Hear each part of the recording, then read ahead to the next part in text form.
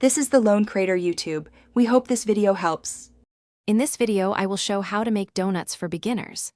First, gather your ingredients: 2 1/4 teaspoons of active dry yeast, 1 cup of warm milk, 1/4 cup of sugar, 1 teaspoon of salt, 2 large eggs, 1/3 cup of melted butter, and 4 cups of all-purpose flour.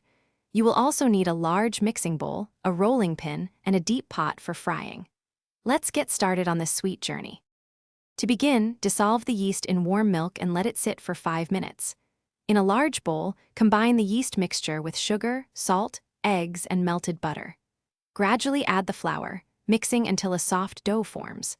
Turn the dough onto a lightly floured surface and knead for 5 to 7 minutes.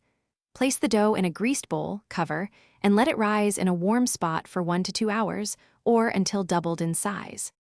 Once your dough has risen, gently punch it down and roll it out on a floured surface to about 1/2 inch thick. Use a donut cutter or 2 different sized round cutters to create your donut shapes and holes. Heat about 3 inches of vegetable oil in a deep pot to 350 degrees Fahrenheit.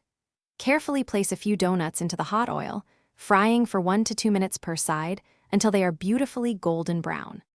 For a classic glaze, whisk together 2 cups of powdered sugar, 1/4 cup of milk, and 1 teaspoon of vanilla extract until smooth. Dip each warm donut into the glaze, allowing any excess to drip off before placing them on a wire rack. These homemade treats are best enjoyed fresh. Remember to check the description below for a link to the Owala water bottle and other great deals. Enjoy your delicious, freshly made donuts. Thanks for watching. Consider subscribing if we helped you.